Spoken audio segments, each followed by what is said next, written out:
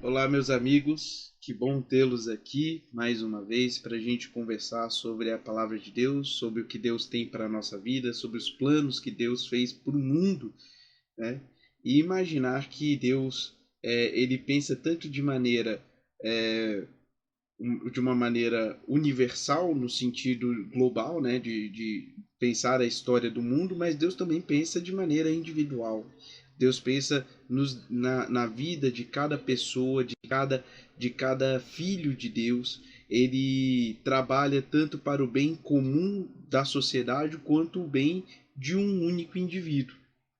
E é interessante que no livro de Daniel, alguns dos heróis, eles são pessoas que não fazem parte do povo de Deus, não são filhos de Israel.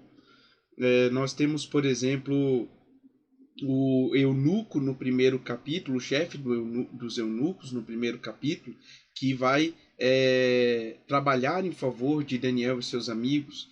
Também nós temos no segundo capítulo aquele oficial de Nabucodonosor que vai dar um tempo a Daniel e seus amigos para que Daniel consiga interpretar o sonho de Nabucodonosor. E aqui no capítulo 4 de Daniel, o próprio Nabucodonosor se torna o herói da história.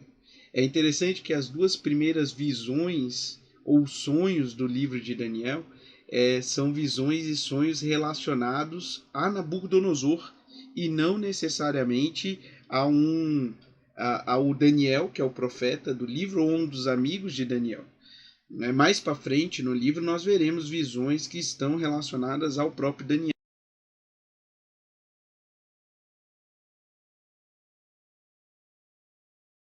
Nabucodonosor, e no capítulo 3 no capítulo 4 nós temos uma outra visão, outro sonho que Deus deu a Nabucodonosor. É um capítulo muito interessante porque o próprio Nabucodonosor parece escrever, e aqui há uma ampliação daquilo que a gente entende sobre inspiração. A gente pensa que para ser inspirado, para o profeta ser inspirado, às vezes nós pensamos que ele tem que ser quase um santo.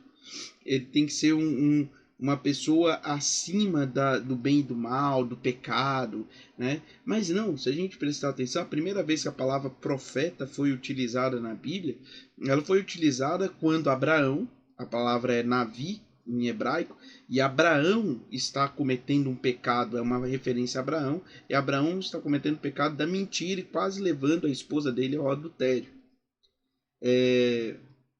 Moisés, que foi um dos principais escritores do texto bíblico, também considerado um profeta, o paradigma do profeta, né, é Moisés. Moisés cometeu diversos erros, desde o assassinato de um oficial do faraó até o não obedecer às ordens de Deus em relação à pedra para jorrar água e outros tantos pecados que Moisés tem aí cultivado. E, Davi foi um pecador, e entre todos os escritores bíblicos que foram inspirados são pecadores. E mais, Deus nem sempre vai usar aqueles que fazem parte do povo de Deus no sentido étnico.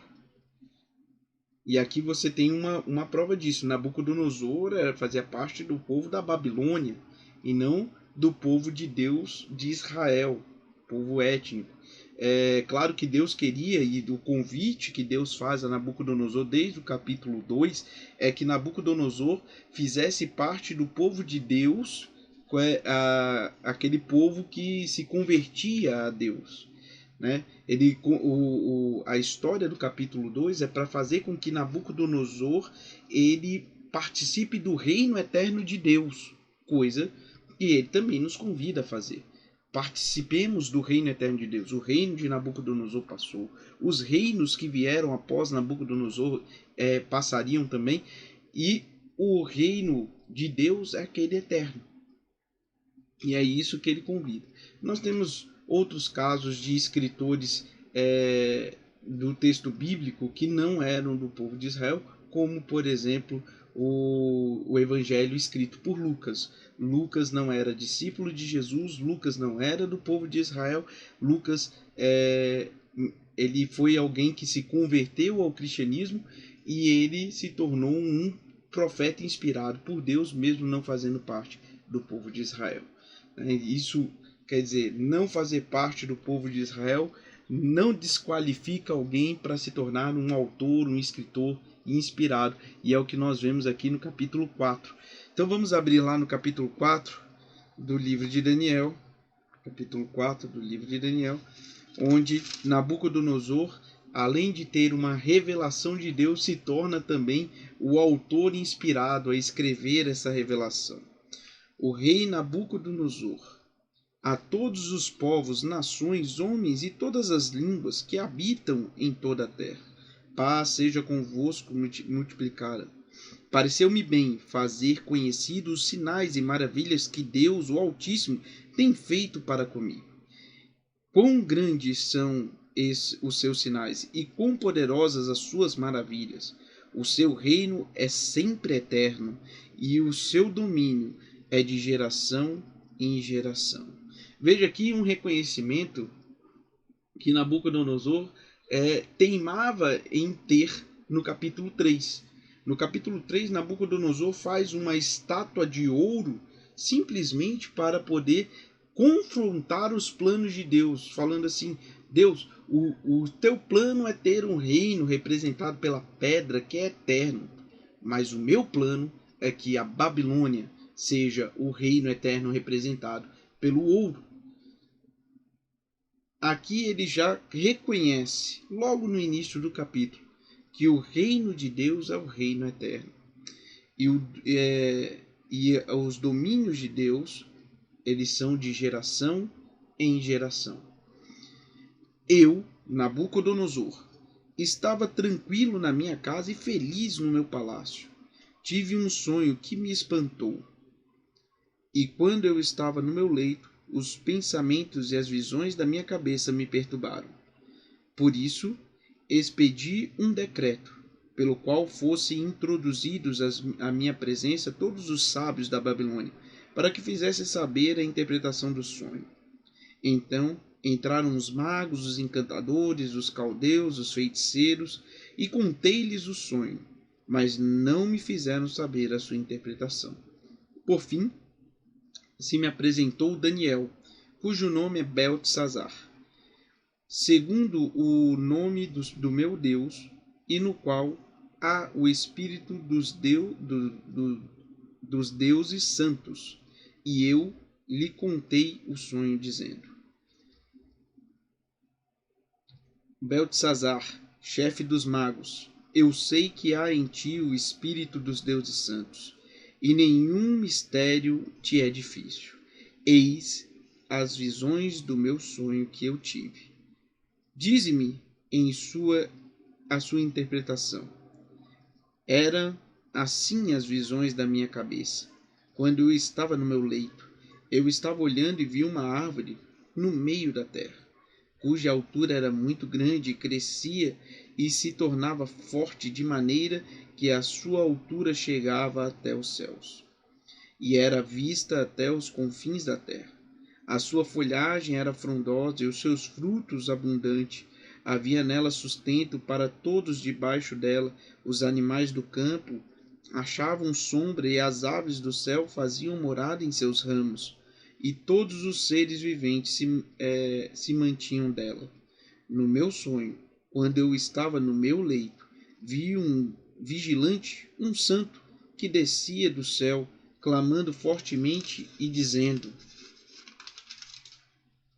derrubai a árvore, cortai os ramos,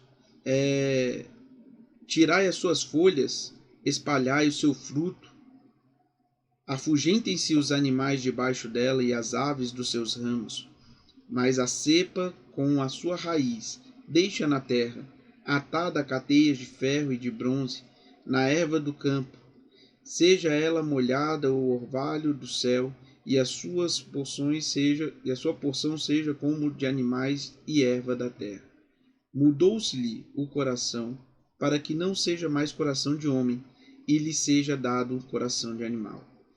Passem sobre ele 7 tempos, Essa sentença é por decreto do vigilante e esta ordem por mandado dos santos, a fim de que conheçam os viventes que o Altíssimo tem domínio sobre o reino dos homens e que dá a quem quer, até o mais humilde dos homens constitui sobre eles.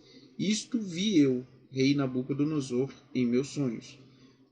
Tu, pois, Beltesazar, dize a interpretação, porquanto todos os sábios do meu reino não me puderam fazer saber a interpretação, mas tu podes, pois há em ti o Espírito dos deuses santos. Nesse primeiro momento, Nabucodonosor ele vai contar a Daniel o seu sonho. Ele vê uma grande árvore, uma árvore que parece forte, uma árvore que parece ser abrigo para todos os que se achegam a ela. E esse exemplo de árvore não é uma coisa incomum na antiguidade. Muitas vezes reinos ou reis são comparados a árvores na antiguidade. Nabucodonosor, ele também não era uma pessoa sem estudo, um ignorante. Ele, para comandar o império, ele foi educado no que é provavelmente a melhor escola da época dele. E ele é muito provável que ele já tinha uma ideia do que aquilo significava. Ele já tinha uma ideia de que aquela árvore, por exemplo, poderia representar ele e o reino dele, por isso ele estava perturbado. Porque o destino da árvore não era bom, não era interessante. Já que essa árvore que é aparentemente tão forte, essa árvore que é aparentemente tão poderosa, essa árvore que todos pareciam se achegar para ter dela proteção e sustento, essa árvore ela seria derrubada, mantendo preso apenas a raiz e o tronco dela se manteria preso à terra, mas de resto tudo seria tirado. Bom, nós temos vidas que muitas vezes imaginamos serem vidas que não apresentam problemas. Parece ser uma vida firme, uma vida forte, uma vida que não vai ser nunca abalada, nunca destruída, vai sempre se manter ali firme, até que acontece alguma coisa e toda a estrutura da nossa vida é abalada. Toda a estrutura da nossa vida parece desmoronar.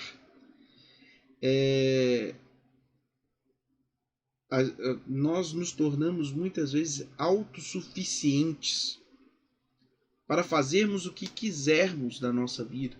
Mas a verdade é que a nossa vida, por mais poderosa, por mais frondosa como uma árvore pode parecer, basta uma pequena coisa, qualquer coisa, para desestabilizar e derrubar a nossa vida.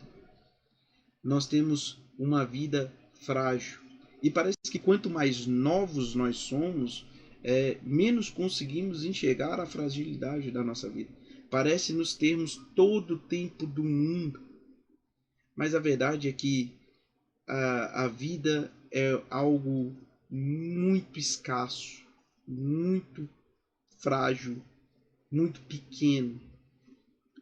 E se a gente não tiver a consciência da brevidade da nossa vida, nós podemos tornar a nossa vida, além de frágil, pequena, uma vida sem significado algum. Benjamin Disraeli, que foi um almirante da Rainha Vitória, ele falava: a vida é muito curta para que eu torne ela pequena.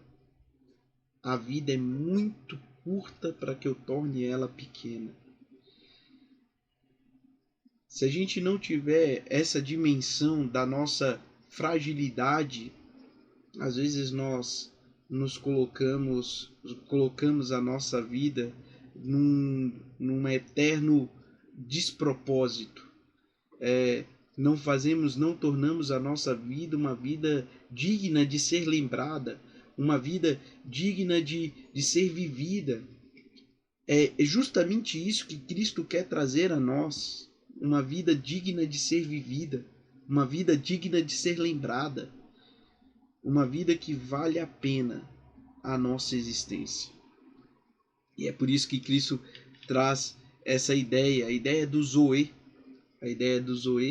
que também significa vida em grego. Ele traz essa ideia de uma vida que realmente vale a pena ser vivida. Nabucodonosor achava que, por ser o grande imperador do mundo, a Babilônia, aquela Babilônia que muitas vezes nós encontramos ali nos restos arqueológicos, né? A assinatura de Nabucodonosor, construtor da Babilônia, como está aqui também no capítulo 4. Nabucodonosor, olha esta Babilônia que eu construí. Ele imaginava um reino fortalecido que jamais seria derrubado, um reino que existiria para sempre. Mas o que ele não sabia é que quem é o verdadeiro governador do universo e, portanto, do planeta Terra, esse é o Deus que agora ele reconhece, que é o Deus eterno, que é o Deus que tem o reino eterno, é o Deus que estabelece reis e remove reis, é o Deus que pode colocar quem ele quiser, até mesmo o mais humilde de todos, em uma posição de poder, se essa pessoa puder e se inclinar aos propósitos divinos. O que Deus queria, mais do que cumprir o seu plano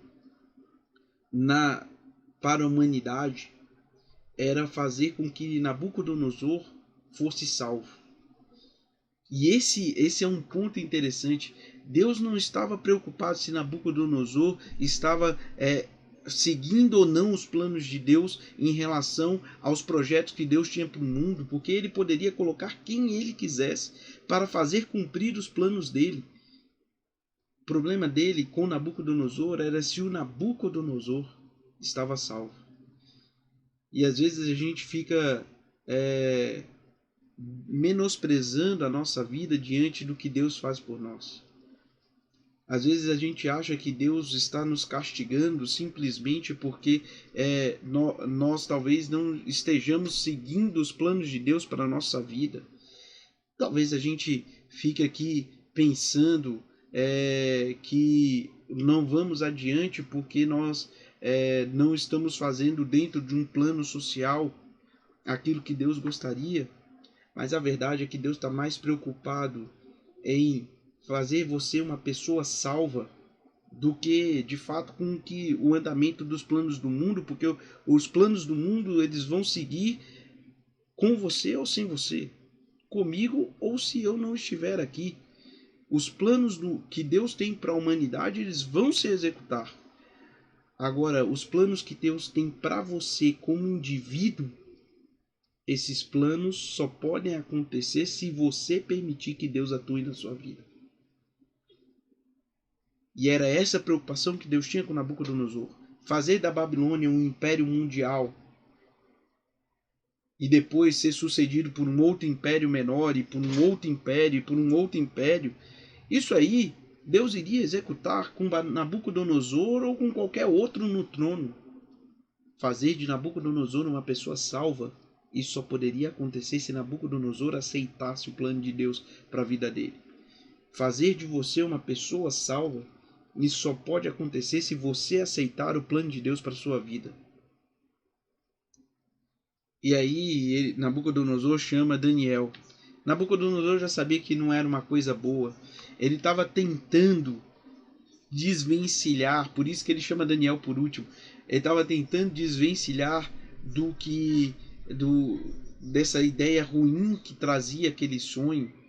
Ele estava tentando se desvencilhar dessa ideia ruim, mas no final ele não conseguiu. Nós tivemos casos de reis no passado, reis de Israel, que também tentaram se desvencilhar dos planos de Deus e não ouviram os planos de Deus para a vida deles mesmos.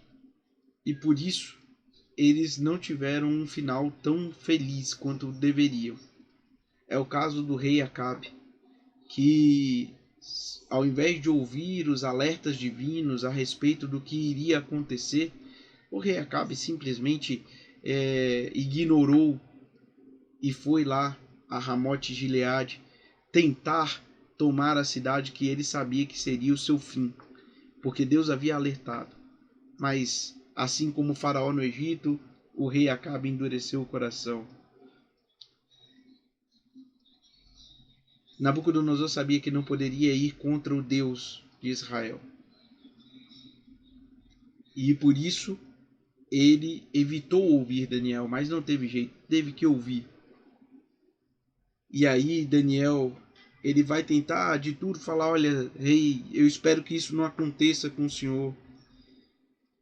Mas a interpretação é essa, a árvore que você viu, verso 20, que cresceu e se tornou forte, cuja altura chegou até o céu. Isso aqui é uma clara referência à Torre de Babel. E foi vista por toda a terra, cuja folhagem era frondosa e os frutos abundantes, e que todos havia sustento debaixo dela, todos os animais do campo achavam sombra, e os ramos para as aves do céu fazerem as suas moradas. És tu, ó rei, que cresceste e fizeste forte. A sua grandeza cresceu e chegou até o céu, e o teu domínio até a extremidade da terra. Quanto ao que viu o rei, um vigilante, um santo que descia do céu e dizia, cortai e derrubai-a, deixando a cepa e a raiz ainda na terra, atada a cadeias de ferro e de bronze, que será molhada pelo orvalho do céu e a sua porção, até que passem sobre ele 7 tempos. Esta é a interpretação, ó rei, e este é o decreto do Deus Altíssimo, que virá contra o rei, meu senhor. Serás expulso entre os homens, e a tua morada será com os animais do campo.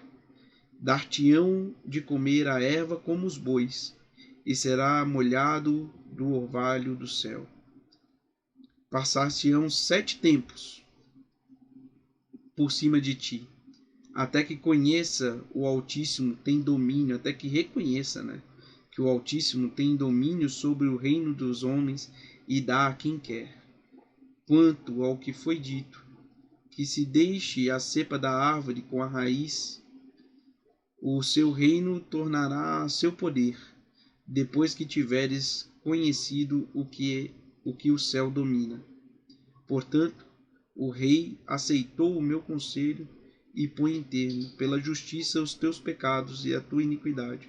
Usa de misericórdia para com os povos, e talvez se prolongue a sua tranquilidade. Então, Daniel faz aqui a interpretação. Fala, de fato, rei, o que você pensa, a árvore é você. E de fato não é uma coisa boa. Você tem que reconhecer, rei, que quem domina o universo e a terra é Deus.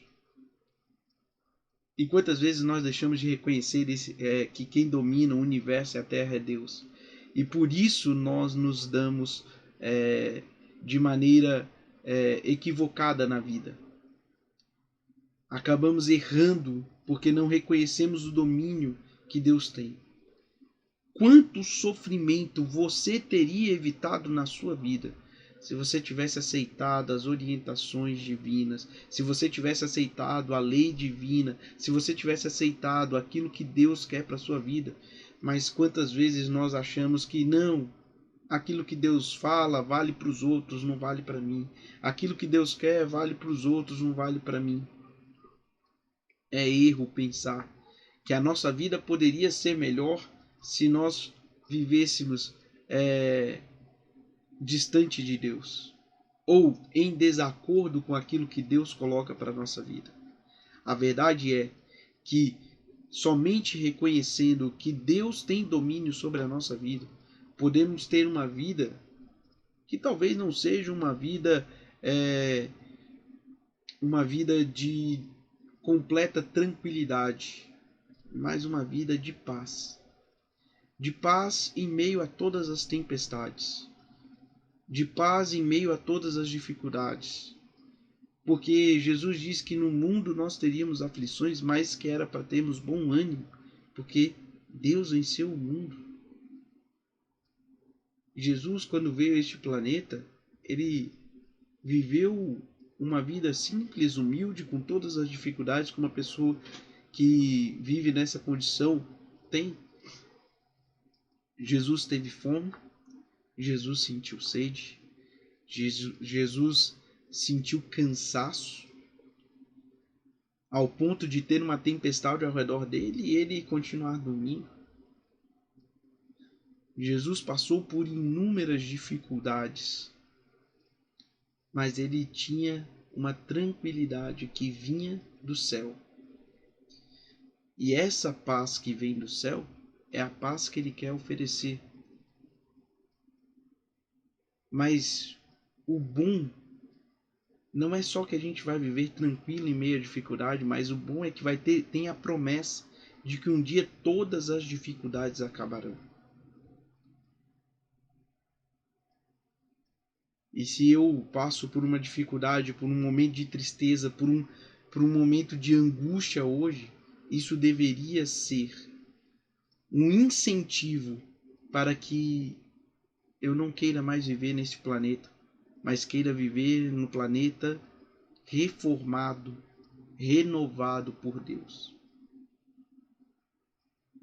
Porque a gente não deve mais aguentar viver em tantas dificuldades, com tantas coisas, com pandemia sendo uma sombra a nos perseguir, com desemprego sendo uma sombra a nos perseguir, com a separação de pessoas que nós amamos sendo uma sombra a nos perseguir. Essas coisas são deste planeta, um planeta que o príncipe deste mundo ainda não é Jesus. Mas em breve, para aqueles que aceitam os planos de Deus na sua vida, mesmo tendo passado por dificuldades aqui na terra, em breve, a promessa de Deus é que essas coisas não mais nos afligirão, não mais serão uma preocupação. A única coisa que nós vamos nos preocupar é em ter um relacionamento cada vez mais próximo daquele que nos salvou. Eu não sei você, mas eu quero muito que esse planeta renovado por Deus chegue logo. A Bíblia nos diz que nenhuma condenação há para aqueles que estão em Cristo Jesus, e uma coisa que você precisa entender, meu amigo, é que quando Cristo voltar, se você estiver em Cristo, não é porque você é bom, é porque você está em Cristo. Se você estiver em Cristo, você está salvo. Você não tem que ter medo deste momento, mas você tem que esperar este momento com toda a força do seu coração. Porque o lugar que a gente tem que ter medo é esse aqui que a gente vive. Esse lugar de incerteza, esse lugar de tragédia, esse lugar de miséria, esse lugar de doença. Esse lugar a gente tem que ter medo. Mas o lugar que vem do céu, aquilo que Cristo tem para oferecer para você, disso você não tem que ter medo nunca. Você tem que querer que venha logo. Ah, mas eu vou passar pelo juízo. Nós não somos inocentes. A gente vai falar um pouco mais de juízo. Nós não somos inocentes. E talvez por ter essa consciência de que nós não somos inocentes, nós tenhamos tanto medo do juízo. Mas o preço da nossa culpa já foi pago por Cristo na cruz. E mesmo não sendo inocente, eu posso ter a certeza de que o meu pecado já foi pago. Por isso, nenhuma condenação há para os que estão em Cristo Jesus. No verso 28, a profecia que Nabucodonosor recebeu acontece. Todas estas coisas sobrevieram ao rei Nabucodonosor, ao cabo de 12 meses, passando sobre o palácio real da cidade da Babilônia. Falou o rei e disse: não é esta a grande Babilônia que eu edifiquei para a casa real, com o meu grandioso poder e a minha glória e majestade? Falava ainda o rei quando desceu uma voz do céu: a ti se diz, ó rei Nabucodonosor, já passou de ti o reino. Será expulso entre os homens, e a tua morada será com os animais do campo, e far-te-ão comer erva como os bois, e passar-se-ão 7 tempos por cima de ti, até que aprendas que o Altíssimo tem domínio sobre o reino dos homens e dá a quem quer. No mesmo instante, se cumpriu a palavra sobre Nabucodonosor e foi expulso entre os homens e passou a comer erva como os bois, e o seu corpo foi molhado pelo orvalho, até que lhe cresceu os cabelos como se fossem penas de ave, e as suas unhas como as das aves. Mas ao fim daqueles dias, eu, Nabucodonosor, levantei os olhos ao céu, tornei-me a vir o entendimento, e bendisse ao Altíssimo, e louvei e glorifiquei ao que vive para sempre, cujo domínio é sempre eterno, cujo reino é de geração em geração. Todos os moradores da terra são para ele reputados em nada, e segundo a sua vontade ele opera com o exército dos céus, e os moradores da terra não há quem possa deter a sua mão, nem lhe dizer o que fazer.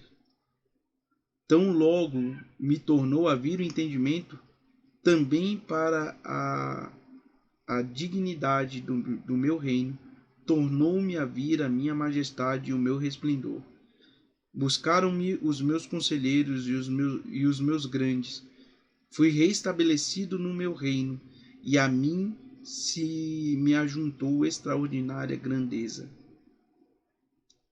Agora, pois, eu, Nabucodonosor, louvo, exalto e glorifico ao Rei dos céus, porque toda a sua obra são verdadeiras, e os seus caminhos justos, e pode humilhar aos que andam na soberba. Cumpriu-se a palavra de Deus para com Nabucodonosor. E o mais incrível é que um rei tão cheio de si agora havia reconhecido o que Deus tentou lá no primeiro capítulo fazer com que ele reconhecesse. No segundo capítulo, com aquela visão da estátua, fazer com que ele reconhecesse. Deus trouxe ele ao reconhecimento que só existe um dominador do universo. A Babilônia poderia ser grandiosa e majestosa, mas só existe um que governa o universo.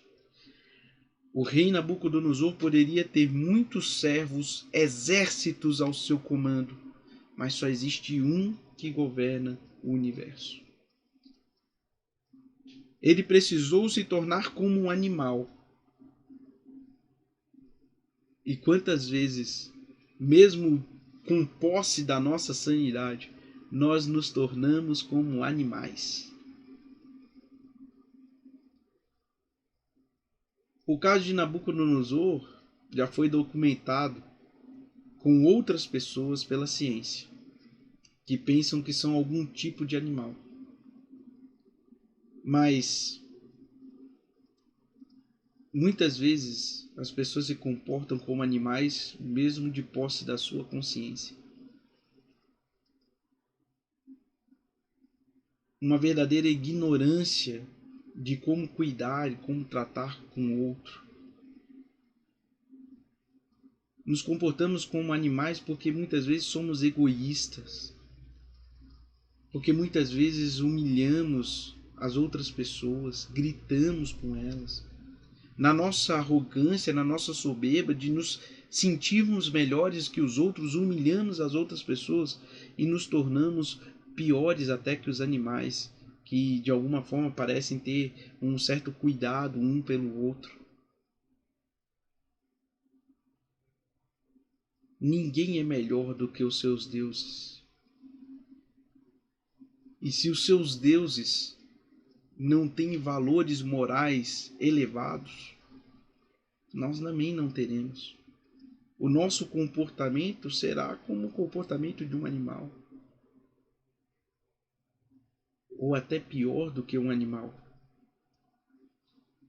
A adoração a Deus não só nos coloca no lugar de ser humano, reconhecendo a nossa insignificância diante de Deus, mas nos retira do lamaçal dessa terra de pecado e nos eleva à imagem e semelhança de Deus.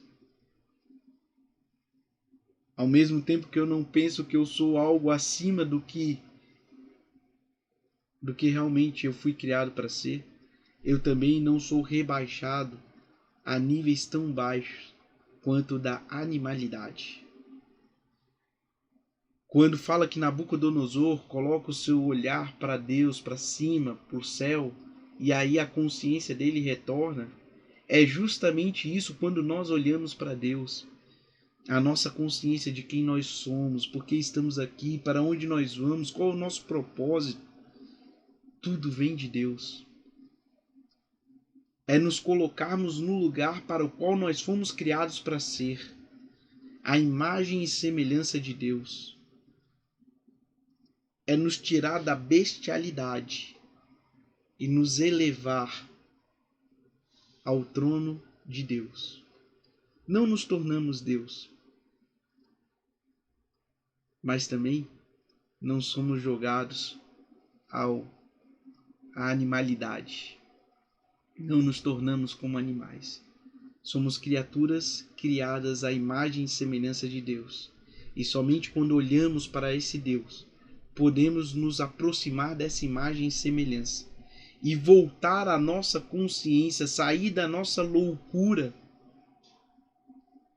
e viver de acordo com a dignidade dessa imagem e semelhança. Nabucodonosor literalmente precisou virar um animal para poder reconhecer que a única soberania, o único que tem domínio, o único que tem realmente poder é Deus. E ele só foi recomposto a sua dignidade quando ele conseguiu olhar que ele é menos do que Deus.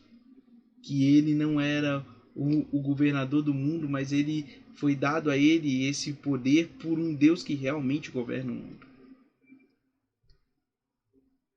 E nós? Como vamos agir? Vamos continuar distantes de Deus, agindo como se fôssemos animais neste mundo, lutando pela sobrevivência? Ou vamos erguer as nossas cabeças, olhando para o céu, olhando para o alto, olhando para Deus, e vamos resgatar a dignidade de vivermos a imagem e semelhança de Deus com a qual nós fomos criados? Meu amigo, você é a imagem e semelhança de Deus. Não se permita viver de maneira menor do que isso. Mas a única forma de você realmente viver a imagem e semelhança de Deus é se você viver ao lado de Deus. Que Deus te abençoe, que você viva com Ele para sempre. Vamos fazer uma oração? Grande Deus e Pai, eu sei que nós, muitas vezes, vivemos contrário à imagem e semelhança que o Senhor nos criou, a imagem e semelhança de Deus. Eu sei que muitas vezes nós acabamos por degradar essa imagem e semelhança, ou por nossa autossuficiência, ou por causa de uma corrupção total do nosso ser. Mas, Senhor, por favor, resgata a imagem e semelhança de Deus que há em nós. Se temos algum vício, tira esse vício que degrada a nossa imagem, a sua imagem e semelhança que há em nós. Se temos alguma corrupção, tira essa corrupção que degrada a imagem e semelhança de Deus que há em nós. E restaura a nossa vida, Senhor, por favor. Que possamos viver a imagem e semelhança de Deus para a qual nós fomos criados. Que não vivamos mais esse mundo animalesco de bestialidade que nós vivemos. e que a nossa consciência seja elevada ao céu para sempre. Em nome de Jesus. Amém.